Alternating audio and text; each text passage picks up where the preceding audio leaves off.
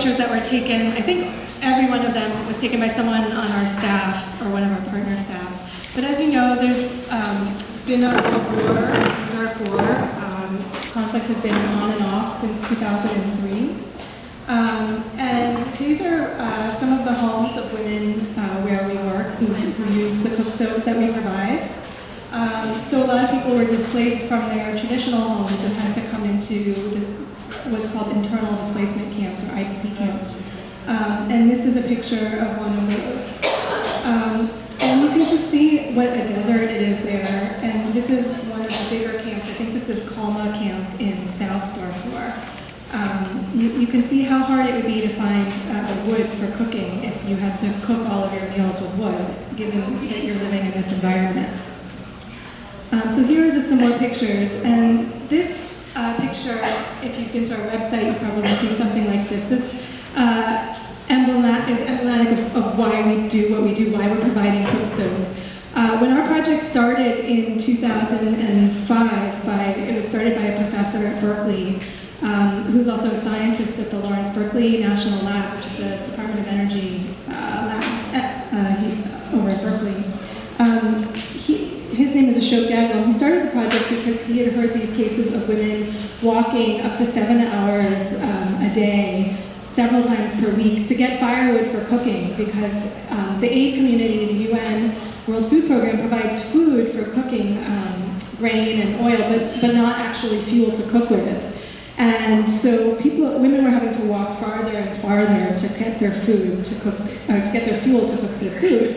And actually today, the problem that we see is that there's almost no wood within walking distance. So 80% of the women that we serve actually purchase their wood that's brought into the camps or into the towns where we work in Darfur by usually men who have trucks that have been provided by the government. So the people who are selling the wood that they're bringing in from other parts of the country, most likely is the government. And the women are having to buy the wood, in many cases, by selling the small food rations that they do get from the UN, or parts of the food rations. Others have employment. Some of the women that I've met make bricks or make tea in the market, but there's very little relative economic activity there. And what we found in a study we did in 2010 is that women or households were spending a third of their total income just to get wood for cooking. So if you can imagine like a third of all your expenses, I don't know if you guys all like live on campus or how much you have your own expenses to manage, but if a third of it was just going to like cooking your food, not even the food itself, it's pretty outrageous. And what we found in a follow-up survey that we did 8 months after women got the stove, we found that that percentage of their income had dropped to 17% of their income. So that's a lot of money saved. Each stove costs us, and there's a sample stove over there with a typical Darfuri pot. Each stove costs us $20 to get to a woman. And over the course of its 5-year lifespan, it will save her more than $1,800.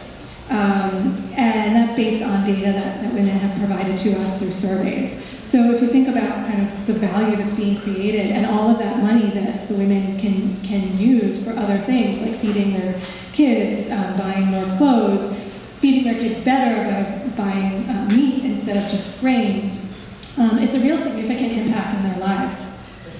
And you don't have to take my word for it or even the surveys that I talk about it, because as we are growing in Darfur, we're starting to sell the stoves. So we are continuing to give them away for free within the camps. But outside of the camps, in the villages and in the towns where there's a little bit more economic activity, we are actually able to sell the stove. We've done a marketing trial over the past year, and we're able to sell the stove almost at its cost. We provide payment plans so that basically the money that the women save on firewood, they're able to use that savings over time, over several months, to pay off the stove. And then they still have 5 years of savings left. So it's moving towards a much more sustainable model, and it's something we're really excited about. We've recently been recognized with a grant from the US government for this market approach. But still within the camps, it's not really possible to sell stoves. So we continue to rely on supporters like you guys to fundraise. And as you know, every $20 helps another family with a stove. So this is one of the markets, and this is in a camp called Zamzam that I was in a couple of years ago. This is where they sell firewood, so you can see kind of how much of it there is. And this is what the stoves that we provide are replacing. They call it a ladaya. It's 3 stones on the ground. It's called also a 3-stone fire. And it's actually the least efficient way to cook. Only 5 to 6% of the heat that's created actually goes into heating up the food because so much of it escapes from the sides and there's no airflow underneath. And I guess equally, or if not more important than the fact that it's using up so much wood, is that it's very polluting. And the smoke that comes out of here, in particular black carbon, causes upper respiratory infections, including childhood pneumonia as one of the most significant things. And there's a lot of research, there's some at UC Berkeley in particular, that in the School of Public Health that have shown that this smoke coming from these open fires kills 2 million people a year, and that's actually 3 times as many people as die from malaria worldwide. So it's a significant health problem, and it's one that's very underreported and underknown. So in addition to saving wood and saving women time from not having to collect wood for those that still collect, saving them money, it's also helping their health by not emitting our stoves, I should say, emit about 52% less of the carbon monoxide, dioxide, and what's called black carbon than the open fire. And this is one woman, Atima, that I met who got a stove, and as you see here, she was telling me that what she used to buy, she kind of showed me the pile of wood that she had, and she used to have to buy every day, and then now what she has to buy every day, and it was pretty much half of what she used to have to buy. And actually, I'm glad we have this picture in here, because the white guy in the picture, his name's Scott Sadland, and he's actually a Stanford alum.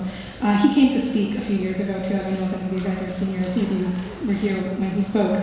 But he was at the D school, and right after he graduated, he went to Darfur for us. This is the assembly shop where the stoves are assembled in Darfur, and he helped set it up.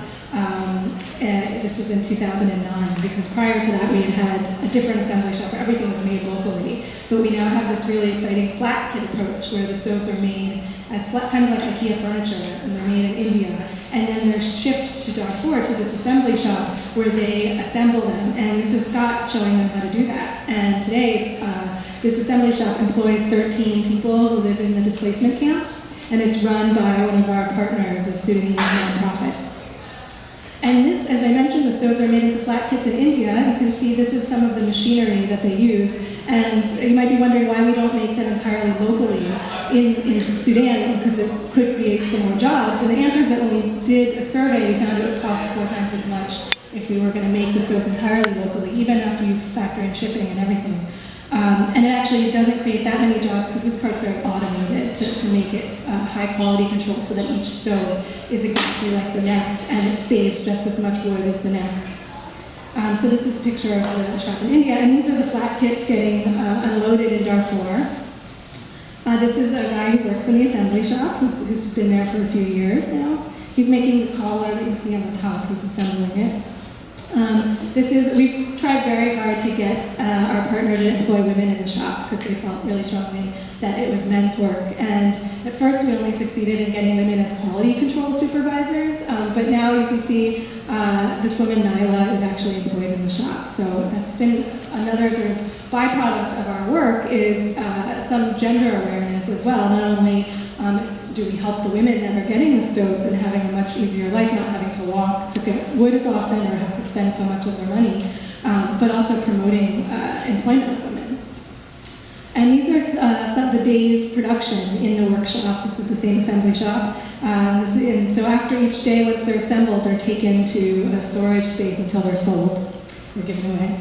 And we do these trainings, these cook-offs, where women cook with the traditional 3-stone fire that I showed you and the stove, and they can see how much wood is saved, and they actually time themselves. And they've given I'll talk about it in a second, the name of the stove. And this is a woman who got one of our early stoves, who I actually never met.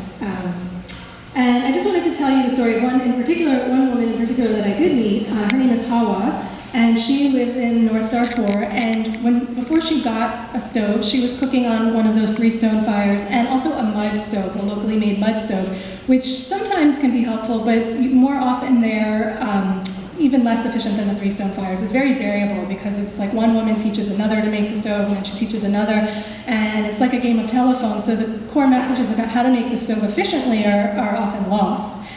So she had one of those, but she was still using her open fire a lot because that stove was small and you can't move it, and it wasn't always efficient. She was spending 3 hours a day cooking.